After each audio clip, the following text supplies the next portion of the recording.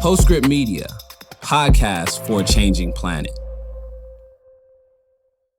Funny one on a lighter note. In 2012, Brazilian soccer player Ronaldinho was dropped by Coke after he was caught with a can of Pepsi in a photograph. Oh my God. That's job number one. Oh man. That's what would happen to me. Me too. I was like, honest mistake. It's all they sold. It's all they sold here.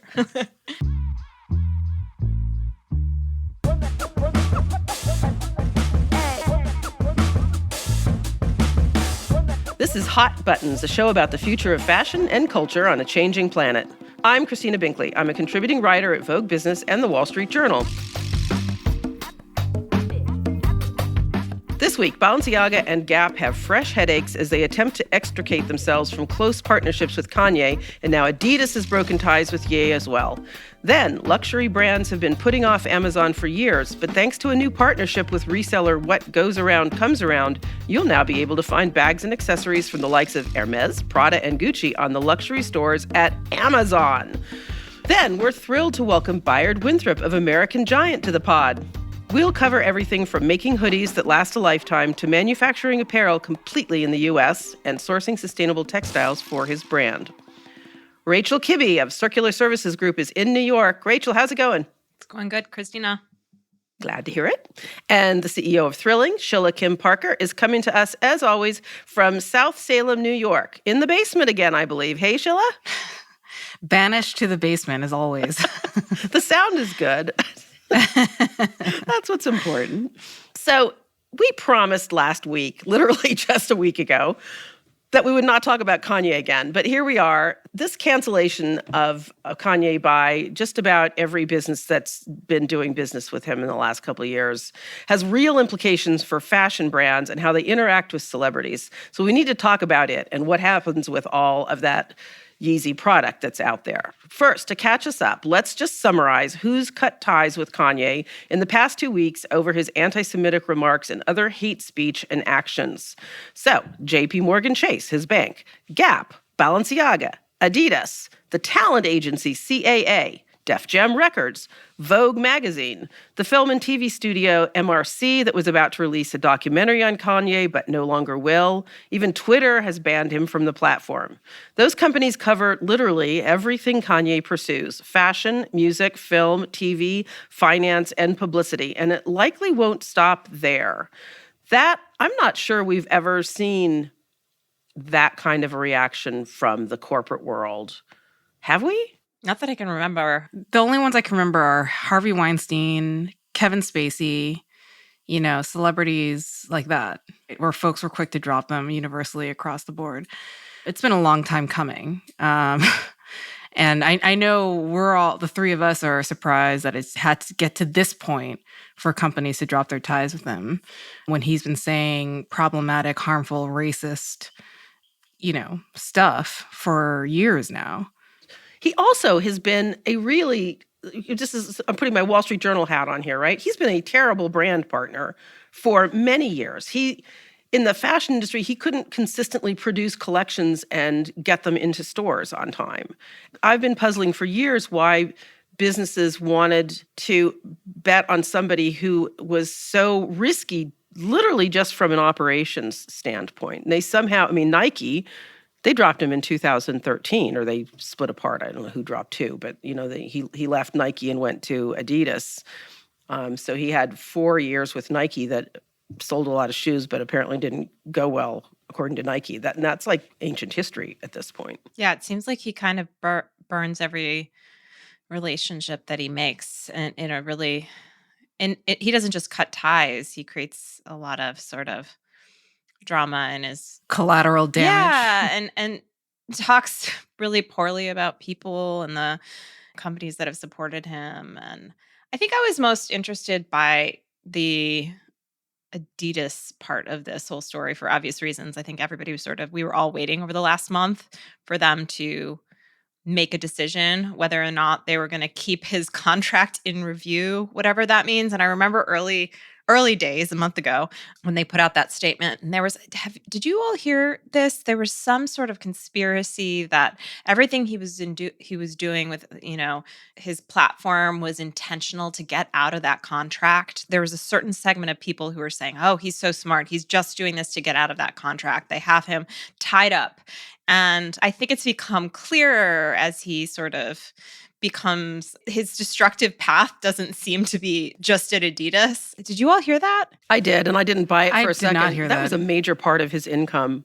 I mean, if by the way, another sad group of victims of this whole thing are several dozen people who he employs working on this thing. I don't know what comes of them now because every stream of income that we're aware of that he has, other than royalties on past recordings, is cooked. I don't know how he's going to afford to employ those people anymore. Yeah. I think Adidas's reaction is probably the worst possible way they could have reacted to this, because not only did they actually eventually have to lose all the money associated with the products, which was clearly the thing that they were trying to protect. Yeah. But now they don't even get any glory points for having canceled their contract with him because it was so obvious they were dragging their feet on it. So nobody thinks that they were profiling courage. They still lost the money. Probably the worst reaction to this crisis of all the corporations. And their statement seems to be largely, oh, now that he's being anti-Semitic, it's like, well, what about when he was also being racist? And you know what I mean? It's just exactly. It's very strange. And I know that they're a German company. Their founder was affiliated with the Nazi Party and in fact almost shut down in the beginning until that founder had a Jewish person sort of send a note of recommendation that he could continue. We should say that was decades ago. That's not recent history. But in fairness. Affiliated with the original Nazi Party, the original. Yeah. Not the most, like not our most recent, the original. Well, it could be happening now. What you're saying, right? Yeah, that's so true. Thank you for clarifying. Unfortunately, horrible. It could be happening now. So but then I was like, I think Adidas had. I remember news that they, in 2020, over 150 of their employees spoke out about their internal culture of racism. And an assistant designer at their Portland, Oregon headquarters, Julia Bond, wrote a letter to them saying consistent complacency in taking active steps against a racist work environment. They had consistent complacency in taking active steps against a racist work environment. That was one of the things she said in her letter. And I think internally, employees put together a 32-page deck that they sent to Adidas leadership. This was during BLM. That must have been, if that was in Portland, it was their design studios because they're based in Germany. They had 4 demands, and I believe Adidas's response was 2 of them. And they were really not happy with Adidas's corporate response to their demands. They had demands and deadlines.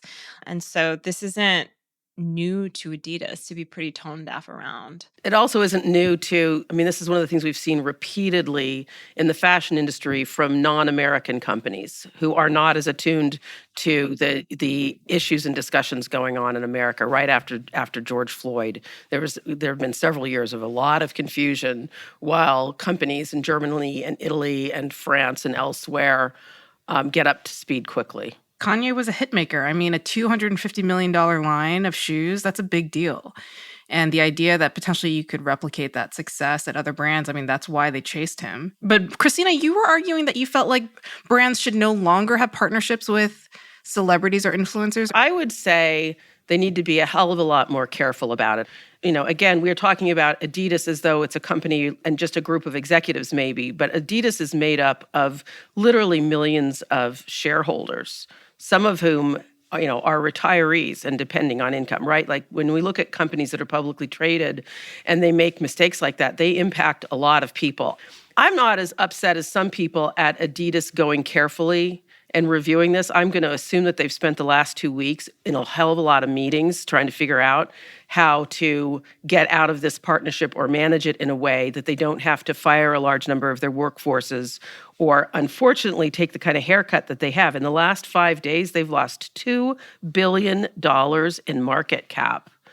That's little people. That's the investors. There's some big people too who own Adidas stock, but everybody who owns Adidas stock has just lost a lot of money. And yes, the stock market has been bad, but Nike has added $4.7 billion in market cap while Adidas has lost $2 billion.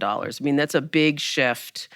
And it's the last 5 days. We know that the thing that's driving Adidas shares is this whole Kanye thing. So yeah, it's not a small number of people that get impacted when companies make these kinds of decisions. And then coming back to what you were asking me, Sheila, there have been warning signs about Kanye. Somebody reminded me earlier today on Twitter of a column that I wrote about him back in 2013. So that's 9 years ago, where I was questioning his behavior and his inability to produce collections routinely and get apparel into stores as he had promised. That's 9 years ago.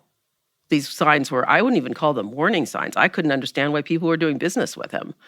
And then, but they get stars in their eyes, I guess. I mean, you guys know branding better than I. I still don't get it. It just seems so risky. The downside seems like, especially if you're a company. I mean, Adidas is a little different because they've had such a really integral sort of almost long-term partnership now and integral to their business.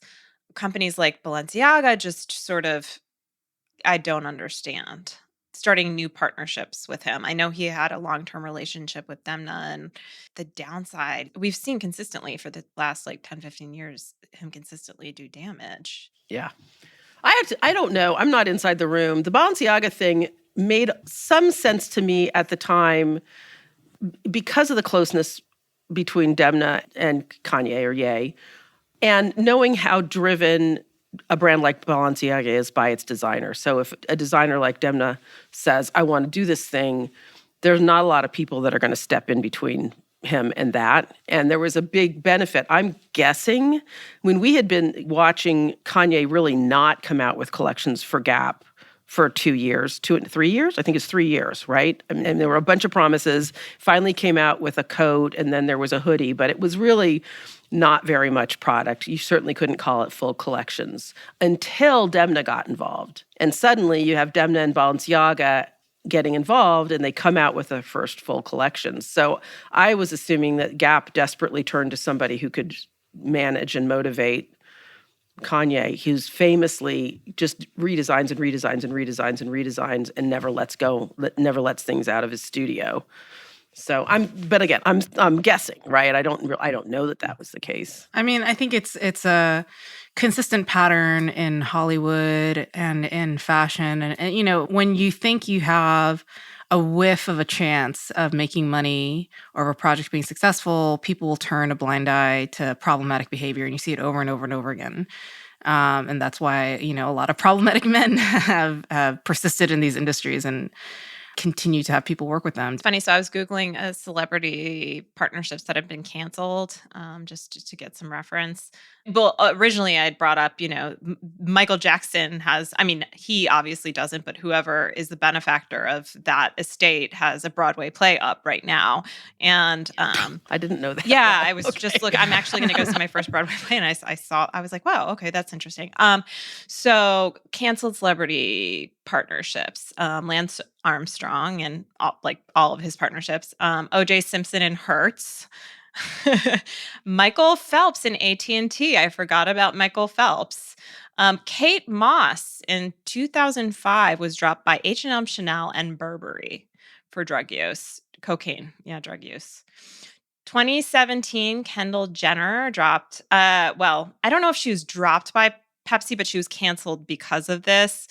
She did this commercial where she comes in between police and protesters with a can of Pepsi, I believe, and people were not having it. So that ad at least was pulled. Do you know what, though? Honestly, one of the things that keeps nagging at me is, so we were talking earlier today, Rachel, you looked and saw earlier this morning you could still buy Yeezy Gap. A couple hours later, it's gone. You can't buy these products. You can actually. I noticed Essence doesn't have theirs up anymore, but StockX does. I mean, there's some of the resale sites. Well, the resale sites aren't going to take them down. I don't think they will. I'm sure their value will only increase.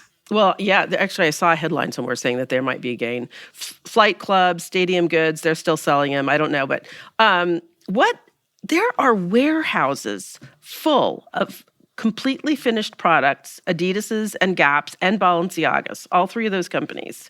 Let's just from a sustainable perspective, Is it right to just incinerate all that stuff? Yeah, it's funny. I mean, I think 5 years ago, it's like burn it, just like in terms of principle. But now I'm seeing some of those comments in some of the sort of social media commentary, and I'm like, oh, we don't like to do that anymore. And I mean, for obvious reasons, we shouldn't do that. But when you have an instance like this where the product really shouldn't be on the market, what do you do? And I don't think there's any good answers. I mean, they're going to burn it. They're going to burn it. They're absolutely incinerating it. I mean, it's so much easier than any other alternative. And if they have an excuse to burn it, I believe they will burn it. Or at least downcycle some of it into insulation if it's like a textile, like a knitwear or polyester. But the shoes, incinerated. Oh, and Sheila put a really interesting Forbes piece into our Slack this morning. And it said in there that that Adidas is gonna rebrand the Yeezys as Adidas brand. Well, I don't know if that meant you can debrand and rebrand things. It's very time consuming. But what I was thinking is they may mean they're taking those styles and just putting their own logo on them in the future. I think that's really hard. But are you gonna call it Adidas Boost then? I think that's so hard. I think that's really hard. People love those styles. They're so distinctive. The style is so distinctive. It's so obvious. And then I think it's really problematic, this European company taking Kanye's designs. I just think that treads into very uncomfortable waters, and I'm not sure they can pull that off. So the other big news this week was this partnership between Amazon and What Goes Around Comes Around, which is going to, as I read it, it's going to enable Amazon to sell a bunch of luxury accessories from brands like Chanel and Hermes that have refused to have their products on Amazon. Kind of an intriguing workaround. See what you did there, Amazon? Gotcha! This is total workaround. Got him. This is such an interesting one to me. I mean, first, I think from What Goes Around Comes Around, I'm a little bit surprised because they are very specific and particular about their partnerships and their brand image. Although from a business point of view, I think it makes sense. They obviously want to broaden their reach and get more customers and gain more revenue. So this will definitely help them do that. I'm also intrigued from Amazon's point of view. And there was an NPR piece a few years ago that had a poll of U.S. online shoppers. And they said 92% of online shoppers in the U.S. buy on Amazon. 92%. So almost complete dominance.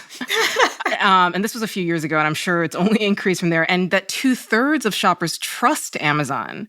And I think mostly because of when Amazon says it's going to be there at 5 p.m., it's there by 5 p.m.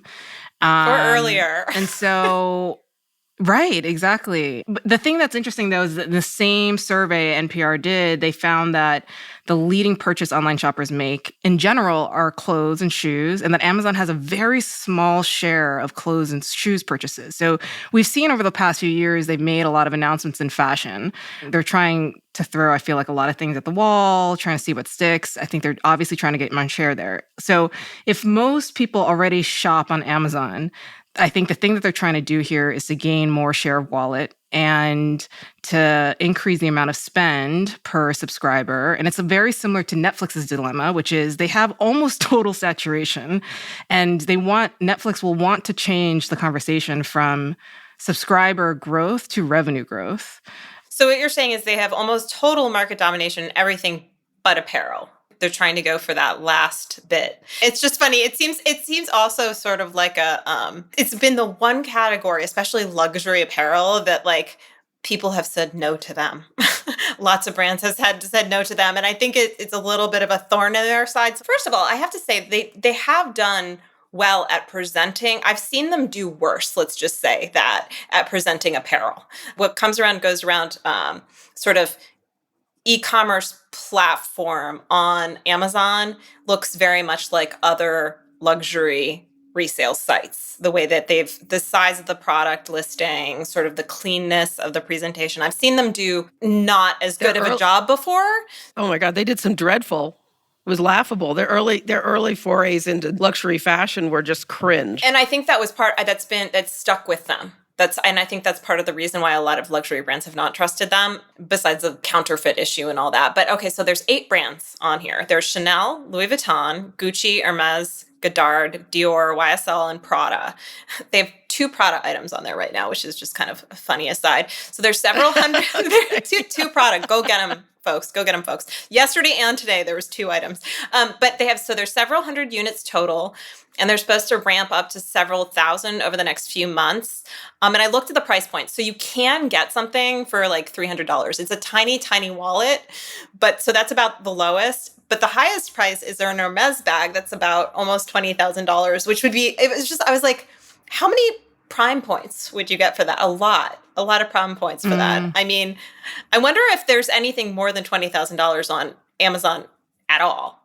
I don't think that they're trying to offer any kind of value here. I do, because I looked for that style. But let me explain what I mean. Amazon's core value proposition in our minds is associated with value in terms of pricing value, convenience, and confidence in making the purchase. And so I think what's interesting here is, to your reaction, Rachel, can Amazon, and Meta and Facebook has tried to do this too, stretch their brand to mean different things in different contexts? Can Amazon pull that off? Because it's not part of their core value proposition or how consumers interact or know the brand. And so that'll be really interesting to see whether they can pull that off. Now, I do think on the e-commerce side, the higher quality and execution, that's a lot to do with what goes around comes around, which has done e-commerce really well for a really long time. Right. And they've worked with Shopbop, who's a subsidiary of Amazon, since it's apparently 2009, which surprised me. I didn't know that Shopbop had been selling resale since 2000. Yeah. And then they had dripped out products via Shopbop's platform on Amazon's main platform over the last few years, I guess, to test. I mean, Amazon is so considerate. No partnership is ever like, oh, we just, put it together in 6 months. I mean, there's always so much that goes on into the decisions they make. Can I just ask a really shallow question of this whole thing? Like, when I buy my $20,000 Hermes handbag, is the Amazon truck delivering that to me and leaving it on my doorstep? I don't think so. I think that what goes around comes around is going to ship it, probably through their normal carriers, I think, because they do e-commerce now. Okay, so they're not using Amazon distribution. So then I don't think so. So it's just a listing then. You don't get the advantage of... Well, so is a lot of Amazon in a lot of ways, right? This is drop ship, essentially. Yeah. I also think, obviously, the thing that we're going to look out for is the response from luxury players. I do think that there will be a response. I don't think that they're going to be quiet about this. And You think Chanel is going to stay quiet about this? I mean, exactly. The Chanel lawsuit is ongoing, by the way, with what goes around comes around. So, I think the majority of the products are Chanel and Louis Vuitton that are up right now. So I don't know but then they put out statements saying, everybody's fine with this. Yeah, so they're not worried. So that maybe there's something we don't know.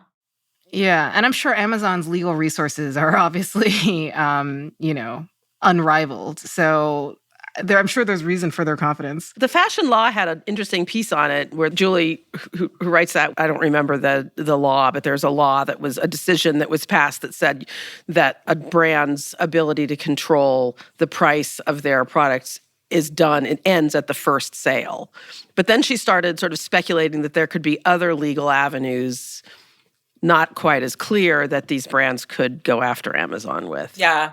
I think what she was saying is there is sort of a loophole there where it's, a brand no longer owns a product after first sale and they can't control who resells it. However, if the brand has very clear quality control around how that product is marketed and directives around it, then if the reseller does not follow those, then there's an issue. That's why I was looking at how the product was presented. You don't see it's not making a ton of suggestions that you buy toothpaste. It's not going to suggest to you on that area of the website that you buy anything else other than what's on it.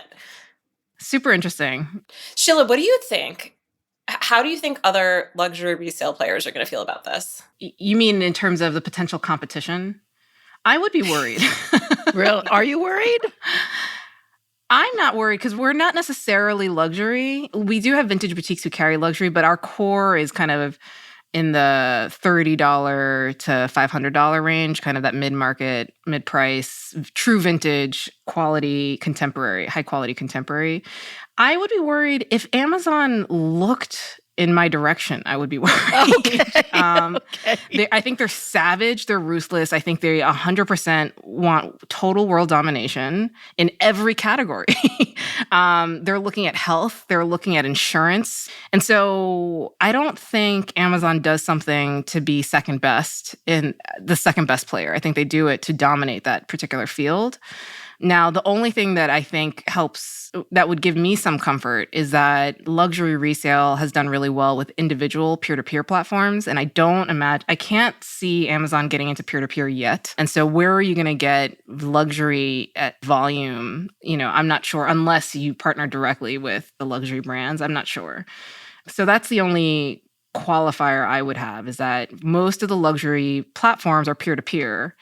And Amazon hasn't unlocked that capability yet, or doesn't seem to be heading in that direction. What do you think, Rachel? I was just like, are most luxury platforms peer-to-peer? I was like, because I thought most luxury platforms offer that service of authenticating. Yeah, but they're all sold by individuals. And so Amazon allowing individuals to sell through their platform, that hasn't really happened I see yet. what you mean. It's consignment, right? Exactly. Because that is a differentiator. I mean, they may decide to, they're the best at e-commerce logistics and operations, which has been really challenging for resale platforms. So, so if they decided to become a warehouse, to run a warehouse that receives individuals, I mean, that would actually let's not talk about it. That would totally upend the resale game. As though the resale game needs any more difficulties. Yeah, exactly. Right now. I don't know, though. It's just so, I've got a grain of salt here, because luxury is all about the brand names and the association. And putting Amazon on that, I have questions. See, but that's why I'm interested, just from like a business experiment point of view, is like, can this brand successfully stretch to luxury? Means experiential from, to me, and prestige. And that's not the traditional association with Amazon. So will it be able to stretch successfully over luxury? And Amazon has had that luxury platform now for 2 or 3 years, right? I can't remember when they launched. I know Oscar de la Renta was finding it useful. Most brands wouldn't touch it, and a few brands had really bad experiences with the photography. But it's not Amazon. It's what goes around and comes around. It looks very clean. It looks very similar to any luxury platform. This is sort of my concern almost. And that bag, that Hermes bag, is almost one of I looked up the style. The price point of the Hermes bag they're selling, that style, is less than most on the market on other luxury resale sites. Oh, so, I see what you're saying. You're saying it was cheaper than... So there is value. They are competing. I do think they are still competing on value in a luxury way. And people shop for value when they're oftentimes when they're shopping luxury resale. They want that deal. Can you buy that Hermes bag on whatgoesaroundcomesaround.com too?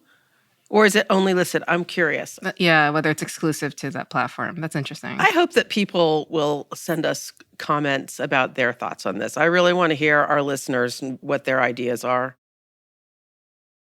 So we want to welcome you, Bayard Winthrop, founder of American Giant, to the pod. Thanks for joining us, Bayard. Thanks for having me. By way of introduction, I want to note that I first met Bayard about, I think it was 10 years ago, give or take, when he was traveling around. He had a satchel that he unzipped. It contained a few samples of hoodies and sweatpants that he designed. He came to my office at the Wall Street Journal and pulled out the sturdiest hoodies I've ever seen. They reminded me of the old Champion sweats that you used to be able to get in college. It would be, your university name would be on them. And I think you may have to be like 50 years old to even remember those. It's been a long time since they were that sturdy.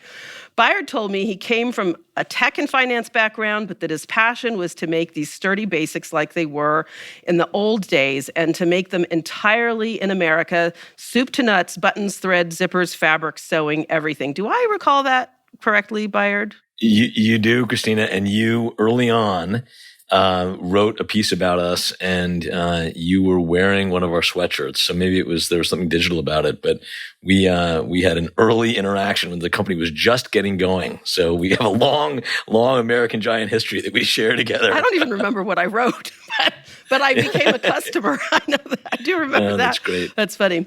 Over the years, Bayard has become a sort of a divining rod for me when it comes to U.S. apparel manufacturing. He's been so adamant that the U.S. has not lost its abilities to make clothes and footwear, and he can get anything made here. During the pandemic, he enjoyed not having the supply chain headaches of people shipping goods from Asia and Europe. In one conversation, I think you were sitting in your car with your dog during that conversation. It was pandemic, and you didn't have the office. That's right. That may have been a different conversation, but at some point we talked, and I challenged Bayard, thinking that the U.S. is unable to make luxury textiles. And I said, oh yeah, what about jacquard? And Bayard replied, what's jacquard? So I thought I'd won my point. But in fact, Bayard came back a few weeks later and he'd found three US-based manufacturers of jacquard. So the joke was on me. Bayard, I constantly hear from designers that it isn't possible or affordable to make what they design in the US. How do you find all these factories and American-made notions? And we're not just talking about fabric. You buy your zippers made here too, right? Everything. Yeah, I mean, we do. We're not total purists about it, but we're pretty darn close. I think that, you and I have talked about this, Christina, that we try to, whenever possible, to source entirely domestically. So, 99%, 98% of the stuff that we produce is sourced from both fabrics and raw materials, trims, zippers, domestically. But the question about why is that such a typical refrain about U.S. manufacturing, it's probably particularly acute in textiles, but it's true more broadly about manufacturing, that we've really suffered from, I think, 30 or 40 years of psychological collapse as it relates to domestic manufacturing, particularly base manufacturing. High-tech manufacturing has hung in pretty well, but base manufacturing really, there's been a collective sense that it's not possible to do those things here. What's base manufacturing? Just simple manufacturing, labor-based, not high-tech, basic manufacturing that you think about, like in producing textiles. And really, the reality is much more nuanced, as you and I have discussed repeatedly, about what is available here still. Unfortunately, over the last 30 years, as we have allowed so many brands, particularly in apparel, to chase the cheapest means of production overseas, that has led to a corresponding weakening of investment in domestic textile production and a unreliable commitment from brands to make things domestically. So the combination of these two things has resulted in a weakening domestic textile capability, but it is still very much there. And it requires people to try and dig a bit, as we've discussed repeatedly, as we did with flannel, as we did with that jacquard exercise. We're actually just kicking off an exercise right now with corduroy.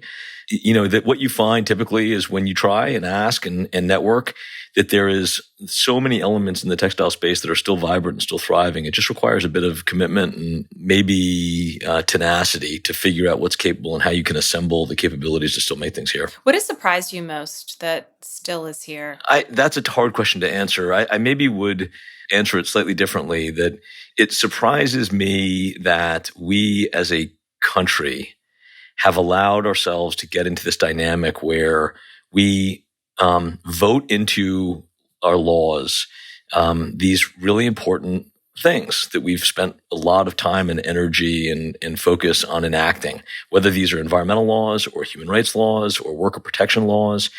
And we hold, in my judgment, appropriately our domestic manufacturers to those standards. And then at the same time, we allow our policymakers to create trade laws that allow our biggest brands, our most profitable brands, to ignore those laws and to produce products in places that don't necessarily have those kinds of protections in place, just to drive their bottom lines. And I was asked on a panel just the other day about whether I was a fan of unions and minimum wage laws. And my typical refrain to that, or answer to that, is it's an incomplete question. Because, of course, I support minimum wage laws. Of course, I think unions are forces of tremendous good. But if all I'm being asked is we're going to hold domestic producers to these high standards, to pay workers living wages, to support union labor, at the same time that we're going to allow our biggest brands to ignore those things and go overseas and produce in places like Xinjiang, you're putting domestic producers and domestic brands into a difficult position.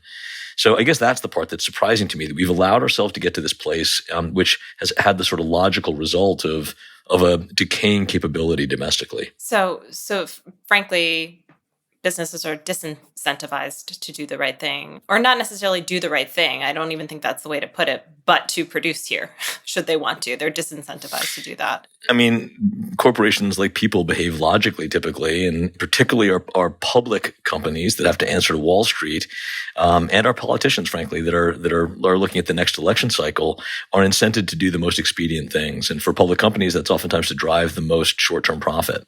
I was just going to say that leads me to a question I really wanted to ask you. If you're following any of the fashion bills on deck, or those that may have passed already, like the Garment Workers Protection Act in California, what do you think of them? And I guess also, as you mentioned, sort of trade agreements and such, what do you think about separate fashion legislation as opposed to building in more protection in current legislation, like trade agreements, or should there be a combination of both? I think that's a few questions, but I'm just curious your perspective. Yeah, and I'll probably answer it maybe just directionally. We have to let's assert for a minute that we believe in the things that we vote into law, and we believe that we've got to address. My basic thesis is that we've allowed the United States to get into a situation where we have this division happening, where if you are involved in making things in this country, by and large, you're in a very difficult fight. We're really undermining service and manufacturing and working class jobs because we have, in my judgment, politicians and to a great extent brands that don't have the incentives or the motivation to protect those jobs or protect those capabilities. So when we think about how we begin to return back to a place where there is more balance, we are investing in our domestic capabilities, that we've got good choices for consumers so that they can support brands that are doing things the right way and producing product that they can be confident is consistent with their own values. We have to have a multi-pronged approach. And so it isn't enough to produce legislation, let's say, that raises minimum wage laws or that has worker protections if it's not met with a corresponding tightening of trade agreements. If you don't do those two things in concert with one another, all you're doing is making domestic producers less competitive on the world stage. I say one time that I was sitting in a meeting with the CEO of Parkdale Yarns, which is a phenomenal private business that's the largest consumer of domestic cotton. And the CEO of that company, Anderson Warlick, who's been a great friend of ours over the years, was asked a question about whether he believed in free trade or not. And he paused for a second and he said, well, how about you define free trade first, and then I'll tell you if I'm supportive of it or not. And I think his point was that we don't have free trade today. We've got a very unbalanced trade relationship with places like China.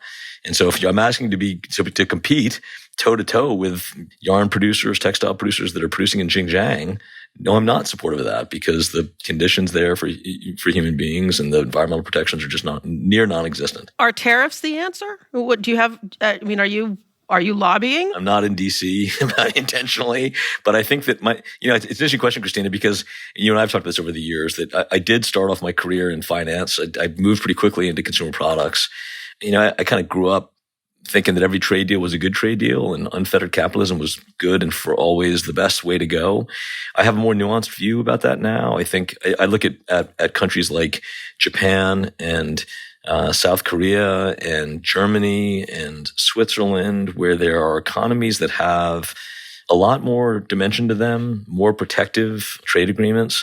But the result seems to be a service sector and manufacturing jobs that are holding their own much more than they are in the United States.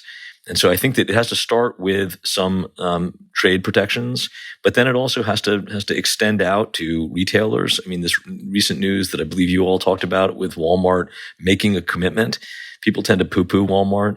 Walmart is doing something, and that is worthy of praise. Whatever you may think of that brand in all its other ways, they're leading there. And when retailers like Walmart and Amazon, I wish Amazon was taking a more forthright leadership position there. They can be tremendous forces for good.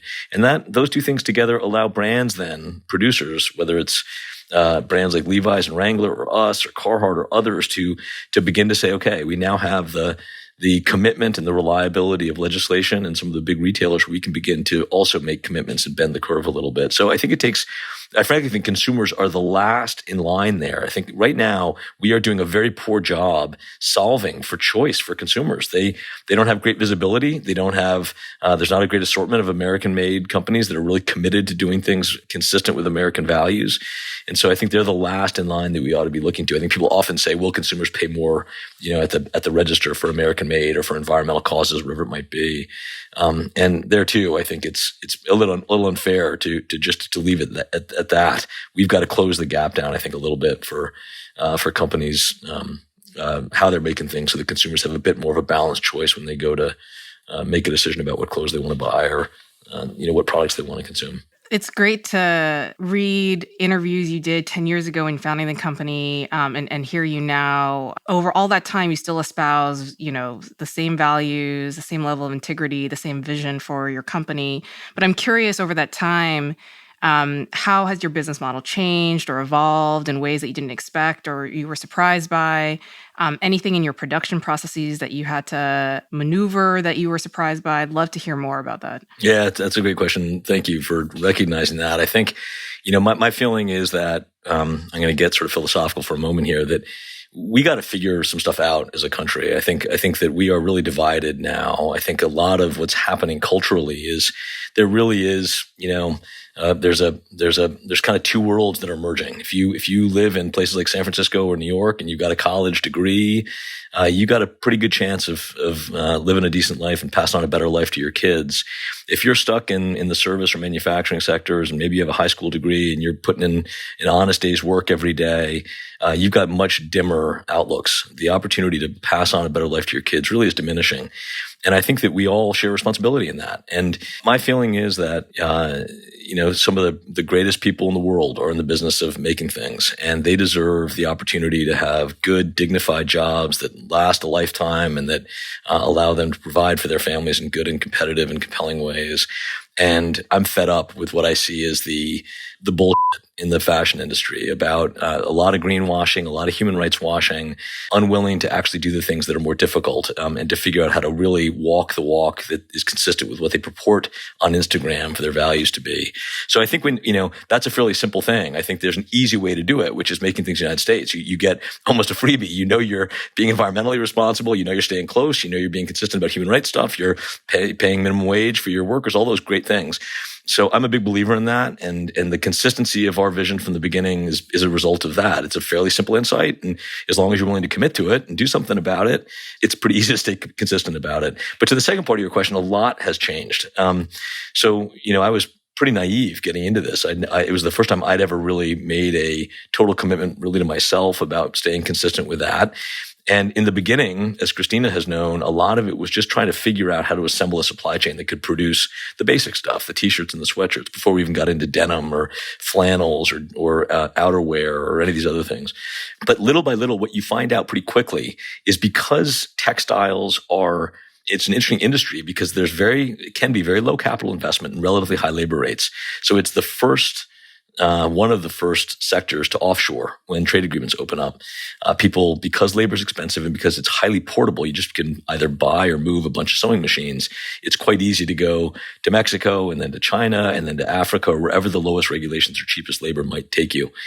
But if you invert that and say, well, I'm not going to do that, I'm going to really commit to staying domestic, then that opens up a bunch of conversations around manufacturing engineering, efficiency, lean manufacturing principles, using data, looking at opportunities to shorten lead times and responsiveness to the market, lower inventory levels. And so we actually are weirdly, 10 years in, we feel like we are just getting started at how we become a more compelling, higher quality, faster response, more resilient supply chain and manufacturing to just get our cost lower, our efficiency higher, our speed, or get speedier, get to market quicker. I don't want to go too long on this, though. If it's interesting to you, I'd love to, because it's a passion of mine. I think if you look at industries that have deployed the best manufacturing engineering principles, the Toyota systems, the lean manufacturing, continuous improvement stuff, there's examples across all industries of businesses that have stayed domestic, have built great brands. That's not happened in apparel. And so we are underway in that journey, and there's lots more gains. It's sort of a never-ending process to get better.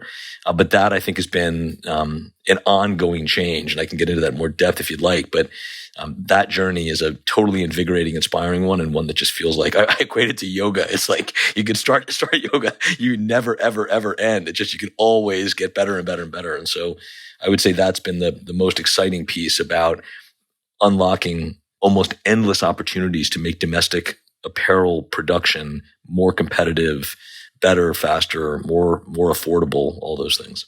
Bayard, please talk more about that. It just occurs to me, it's one thing to do that when you own your own auto plants, and it's another thing to do that when you're working with a dozen different factories to make one product. Like, you've got to get them to cooperate with you and with each other. Like, what are you working on? Yeah, I wouldn't I appreciate the question. I disagree with the framing, though. I think the automotive industry is vastly more complicated with a vastly more complex supply chain that has to deal with exactly the issues that you're highlighting. I think it's very encouraging to see industries like automotive or brands like Herman Miller, who are able to really drive very high quality, very complicated supply chains on a journey of kind of getting increasingly efficient. But if you step back and think about it, the most compelling reason to offshore essentially is you want lower regulations, primarily around environmental standards and pay, labor. And so, but what do you get by staying domestic? Well, by staying domestic, you get a number of things. You get intellectual property protection, which is not insignificant. You can be pretty confident that you're not going to have to deal with anybody knocking your stuff off domestically. You get proximity to the market. You're very close. You can get, we're moving product oftentimes, and Christina knows this because I've bored her about it on a number of phone calls, but our sweatshirt, for example, travels depends a little bit on some variables, but about 400, 500 radial miles before it gets to the distribution center. I mean, that's just a tiny distance as opposed to crossing oceans and continents to get to you. So you're much closer to market. That unlocks an ability to be responsive. Responsiveness to market allows you to lower inventory levels, not get stuck with what you're seeing right now, which is industries awash in dead inventory because they had to make decisions way in advance to make sure that they were paying the lowest possible price, but they paid for that with long lead times and very complex supply chains that it turns out are quite fragile. That when they break, they're very disruptive. So you should be able to be more reactive. You should be able to carry lower inventory levels. Our cost of power domestically is very, very cheap. So all of those things together actually lower the differential in what you're paying for by being overseas if you can optimize on them.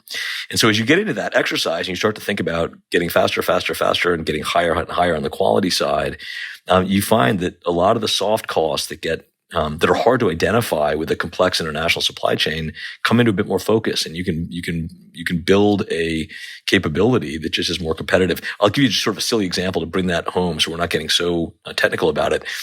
I tell this story a little bit that we have a relationship with our suppliers.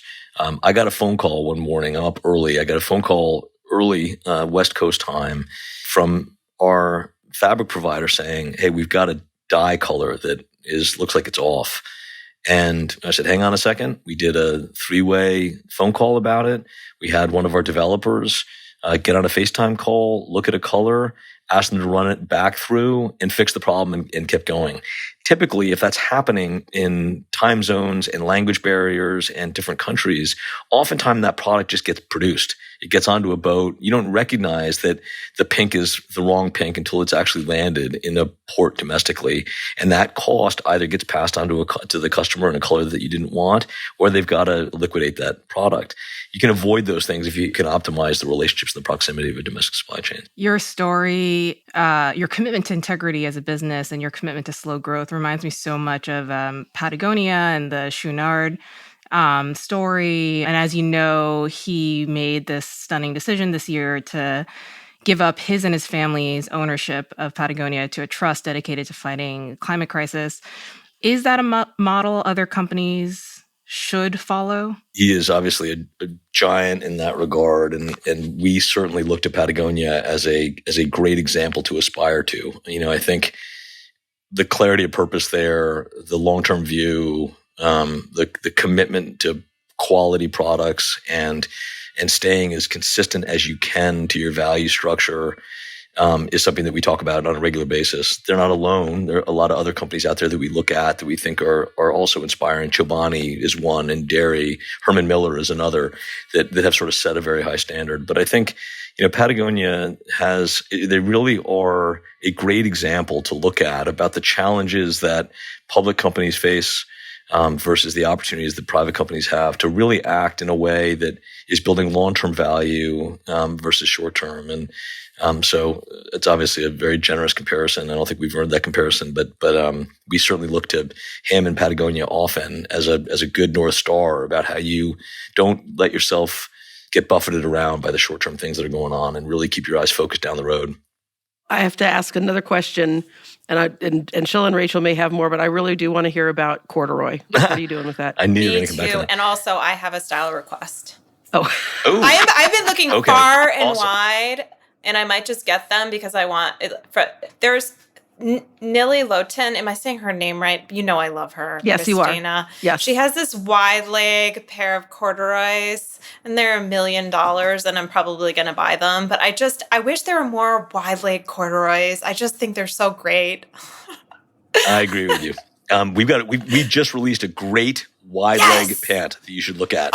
You should go look at it. It's great, and we've had a hard time keeping it in stock, and so it's been great. So this is the last text that I got from one of my senseis in the U.S. supply chain. So me inquiring about, can we get corduroy done? The problem is the cutting of the whales. Everything else can be done, but no one has the cutting machine in the U.S. Weaving, shearing, and finishing can be done. So that is a deeply encouraging bit of information because the cutting of the whale is a solvable problem. I'm not sure that I totally think that that's a complete answer because think about furniture upholstery and drapery. And so those two areas tend to be, so for example, there's a mill in North Carolina called Valdez Mills. They're involved in some of our flannel production. I am quite confident that they're going to be able to produce corduroy for us. So cutting may in fact be a problem. We may have to buy a cutting machine, but I'm optimistic that is a solvable problem. But that's only the first part. So where it gets complicated from there, as you know, if you followed our flannel journey, Christina, which I know you have a little bit, that getting yarn-dyed flannel reshored was maybe the most, and it continues, the most arduous journey we've been on because we were able to assemble 3 or 4 years ago a yarn-dyed flannel supply chain that produced a really beautiful product. It has turned out that we can't keep that product in stock. It keeps selling out. We've got this year's release happening on Cyber Monday, fingers crossed. We continue to run into really difficult challenges about making sure that we've got the right, and that flannel hops through maybe 6 or 7 steps before it gets to the cut and sew phase. Keep those component providers, suppliers, healthy, vibrant, producing the quality that we need. And so my guess is that the first step is getting the cutting so that we've got the component parts built for corduroy. And then the next is moving, let's say, an upholstery capability or furniture capability into apparel. We'll keep you guys posted on that, but I am pretty optimistic that we will be able to do that domestically. It's going to be a bit of a journey, but we're underway on it. But it sounds like you also, or at least you suggested you might be buying a cutting machine for corduroy. Have you done that in the past?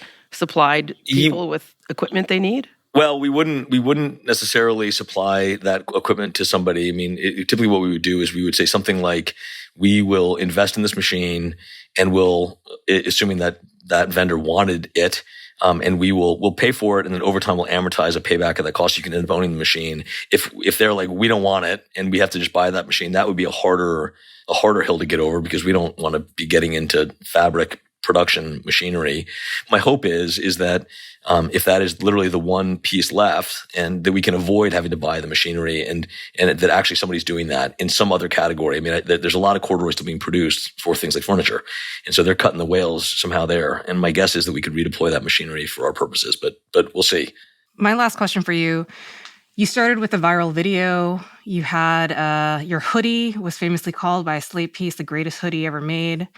So you massively successful viral word of mouth marketing. In the early days, I know you talked about no stores, no paid advertising. I know you have since opened some stores.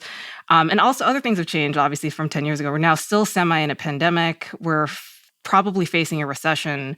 I know you've talked about, focusing on efficiency, but on the marketing, on the brand messaging, on the customer acquisition side, how are you thinking about facing these headwinds? Yeah. So when I started the company, my basic thinking, which is like in retrospect kind of hopelessly naive, was we're going to make a really great product. We're going to spend nothing on marketing, and we're going to trust the fact that the press is going to care and that customers are going to care, and it's going to spread word of mouth. And then to your point, we got really lucky with an article written by a guy named Farhad Manju that called the sweatshirt the greatest hoodie ever made. And that's a funny story in its own right, but he basically took the time to dive into what we were doing and how we were doing it, and look at the product. And, we poured a year of our lives into making something that we thought was pretty great. And so without that article, I think we wouldn't be here. Literally, I think that article, it put us into a back order status of almost 4 years, 3.5 years of people waiting to get that sweatshirt. And it's still our biggest seller by far. I'm going to have to go get it now, but I tried when that happened. I tried. I was like, shit. It was, it was a really crazy thing to be a part of. But and a lot of that, by the way, was trying to predict the future. It was the most important thing about that article, I think, was just the voracious response among consumers about that. We saw a version of that with flannel, by the way, which was just such an encouraging shock to me about, people do give a shit about this. Like, it wasn't just some idea I had. Like, there's a huge desire to have this connection to great quality products that are made well. But over time, what happened, which I think is so, and by the way, to your point, Sheila, I said no retail stores. Kind of like every other digital brand. We're like, we've just unlocked this incredibly efficient way to cut out the middleman, essentially. And over time, some things happened. We, A, started doing digital marketing, and B, we started opening up some retail stores almost by default. So today, where are we? We do too much digital marketing in my mind. So we're actively now cutting that down. And I'm happy to talk about that. Yes, please. We're trying to, so I'll give a quick one on that. So the problem in my mind about digital marketing, if you are a brand that is values-based or mission-based the way that we are, is digital marketing essentially provides a very effective way to transact. And so I can go out there and say, I know that I can get a customer for whatever my high-end acquisition tolerance is. For $30, I can go get a customer.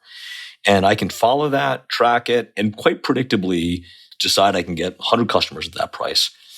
What ends up happening is that creates this incredibly powerful centrifugal pull for your dollars to say, oh boy, well, I got 100, maybe I can get 150, maybe I can get 200, maybe I can get 1,000, and maybe I'll go from my $30 to 32 to 34. And it ends up pulling in all the things that you might otherwise spend towards things that are more consistent with what you believe in, your value system, and ultimately, I would suggest, are way more interesting to our customers. I would say short term is the key thing there, that highly ROIable, you can very easy to see, and very short term focused. And those are totally disconnected from what we want to do as a brand.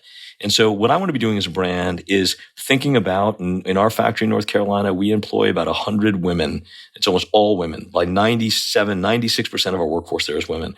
They predominantly have, they're second home earners. They've got, many of them have children. They got to figure out how to get kids picked up at school. I want to spend my time thinking about, how do I address that? How do I figure out how to make it easier for them? Should I open up a after school program there that's got a tutor with some laptops where their kids can come in and get some decent help after school and allow their moms to get an extra 2 or 3 hours of work each day, knowing their kids are right next door and they got a snack and they got a tutor there to help them with their reading or whatever it might be. Maybe that silly example would cost me, I don't know, what do you think? 60 grand, 70 grand a year? And yet I can have an impact on my workforce that allows them to feel like they're valued and that they have a good place for their kids and they're proud to work for the company and we're proud to have them working with us. And is that a better or worse use of my 65 grand than to go dump that into Instagram? And so that is where we are now trying to really methodically disconnect from our commitment to digital marketing and start to liberate those dollars to reinvest in things that we think are more consistent with what we're trying to do. By the way, also a lot of the lean manufacturing principles that we talked about earlier. How do we make those our factories more efficient, better places to work? How do we empower our team members to have a stronger voice in what we're doing wrong on the floor and how we can produce better product? Those are all things that not only are better for our business, but I would argue for consumers that care enough to pay attention, become totally magnetic to the brand. I agree. And it's also changed over years. I think the efficiency and the ROI that you can get out of it has changed drastically. That was my question. Is that not driven by the fact that Instagram is not that productive anymore? Yeah, but you know what? If you listen to, the group of sort of young, what I think of a kind of young Turks of marketing out there, they'll tell you that TikTok's the next thing. I'm sure they're right. I'm sure there's some arbitrage in TikTok right now. If you rush in and optimize around TikTok, you'll figure out, some way to be really effective there in the same way that Instagram was, 3 years ago or whatever. And I just think it's a losing person's game. I think there's just by the way, for brands like Shein and others, go for it. Like that's a transactional based brand. But if you're trying to have an impact, I think that your dollars are way better spent on the impact and your customers are going to find out about that stuff. They're going to learn about the brand and read your catalogs and read your emails and understand that, that's consistent with who I am. I am happy to walk the 75% of customers that don't care about that, because the remaining 25% that are thinking about it and reading about it, whether they choose to transact with us or not, that's a fight I'd love to get in. And I'd love to win or lose that fight based on our ability to kind of invest in what we're trying to change and the impact we're trying to have. Fascinating. And by the way, thank you for mentioning Shein. We can never go a week without dumping on Shein at Hot Buttons. And we almost did it. Thank you. I'll come to Shein's defense for a moment. Oh. Don't allow. Well, hold on. Don't allow. Frankly, my concern about Shein is that they end up conveniently taking the spotlight from everybody, and they are not alone. There is a lot of brands that are in all of our drawers right now that would like you to. They're very effective at their Instagram positioning. They're so excited we're focused on Shein. They are so excited we're focused on Shein. And so I think what has to happen is we need to figure out a way to more effectively shine a light on a lot of the big brands out there that are, on the tip of all of our tongues, many of whom purport to, live in or market an American brand that don't operate consistently with that image or those values. So I would just say that Shein is maybe the worst offender, but they're not alone. And I hope they doesn't allow us to too quickly dismiss our concerns or vent our concerns with just them as the target, because there's a lot of offenders in that category. Good point. And I think that's a wrap. We kept you longer than we meant to. You guys are awesome. Thank you for having me on. You're awesome, always. Please keep doing what you're doing. We need more intelligent discussions going on about the apparel industry. I mean it. I really appreciate it. That's all for the show. Please support us by following us on Twitter at HotButtonsPod and now on Instagram at hotbuttons.pod. Or send a link to friends or colleagues and go to Apple or Spotify and give us a rating. We're also streaming on Amazon Music. We really appreciate your support. If you want to email us with story ideas, send a note to hotbuttons@postscriptaudio.com or leave us a voicemail at our new call-in line. It's at 508-622-5361. Give us a call.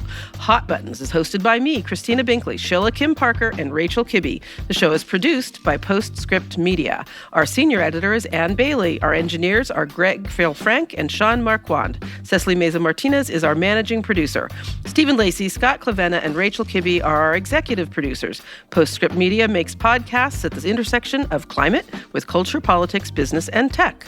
Postscript Media is supported by Prelude Ventures. Prelude is a venture capital firm focused on climate solutions across energy, food, agriculture, transportation, logistics, and advanced materials. Thanks for joining us. We will catch up with you next week.